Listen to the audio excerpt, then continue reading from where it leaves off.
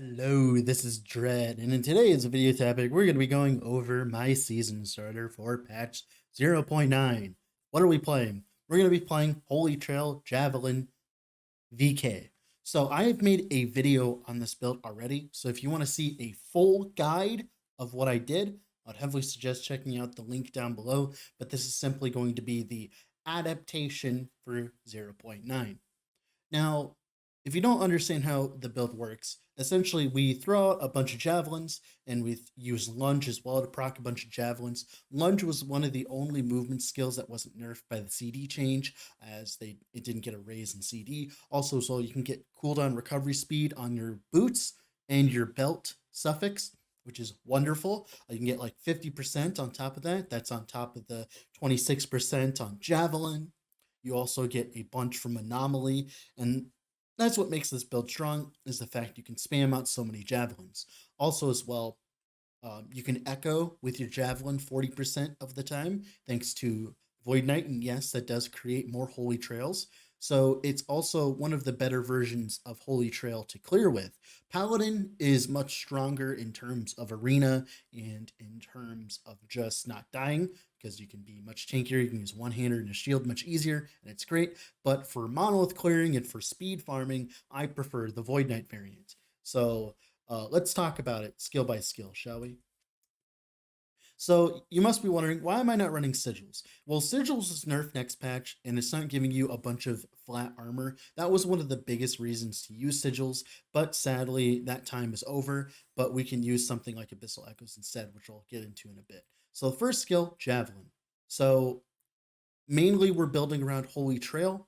It does a bunch of damage per second. It's a damage over time skill that's elemental. It's lightning and fire, so you can't scale one or the other. You can scale both. It also gives a bunch of healing. It also adds a cooldown to Javelin, and that's why we focus so much on cooldown recovery speed. Also, as well, we run Path of Judgment. This makes it so our healing effectiveness gives us a bunch of adaptive spell damage, which is wonderful because we get about 1,000%. This is about 200 extra flat spell adaptive damage, which is fun. And then 60% more damage here. Another 100% more damage here. And then I'm pretty sure this is 50% more damage, because this says Javelin deals more damage over time, and this says Javelin deals more damage. But if it doesn't work, then it's a bug, I think.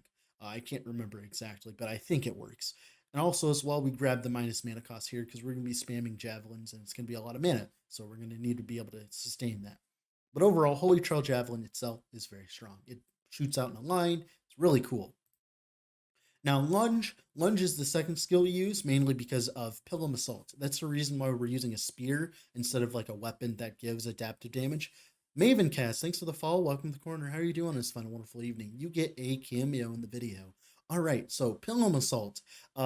This makes it so that we can use lunge for Javelin. So it's just essentially another cast of Javelin, right? And also, as well, it's really good while clearing. So overall, it just almost doubles our Javelin cast, which is really strong. And it also scales off cooldown as well. It also gives us 40% of our missing health back, which is really strong on Void Knight specifically, because Void Knight can be an HP chonker. So overall, lunge is really strong. Anomaly, the main reason we're using it is for access to Swift Rest, which is another 30% cooldown. Like I said, cooldown is directly a damage buff, because that means the more javelins we can have down.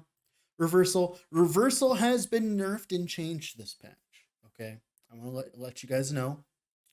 Now, the way that it was nerfed and changed, right?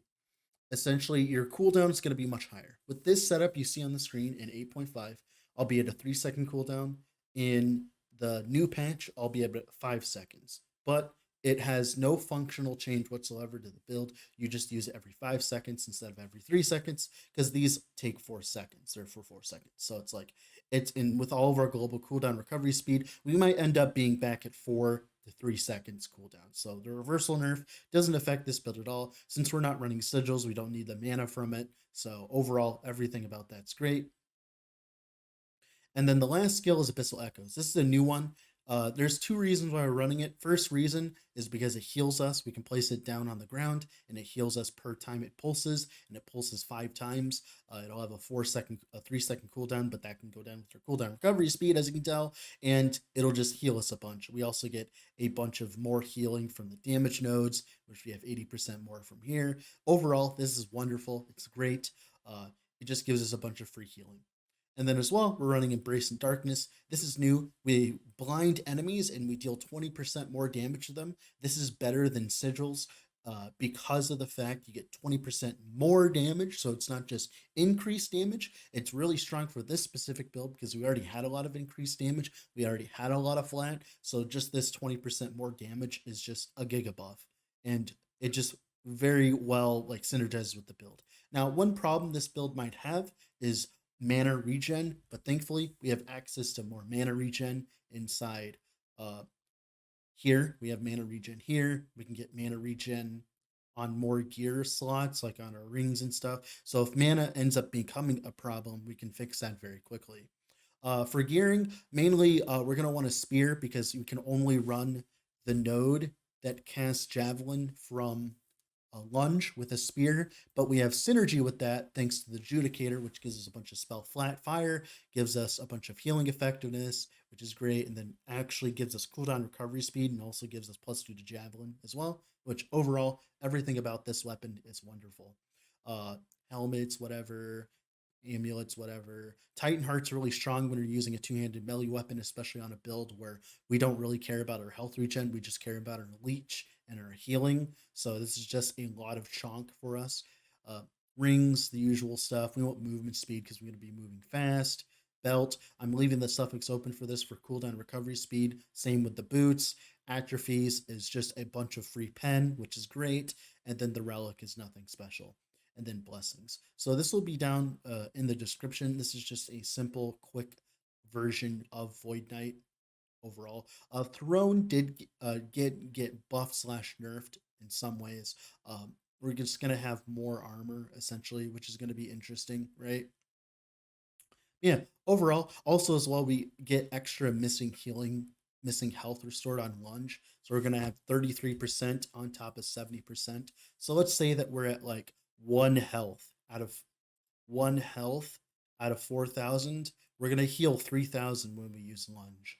That is very good in high corruption, having a button constantly where we can heal ourselves. So this build's going to be very strong. If you want to see gameplay, like I said, link in the description. That's going to be it for me today. With all that being said, this has been Dread. Off to go stream last Epoch. Bye.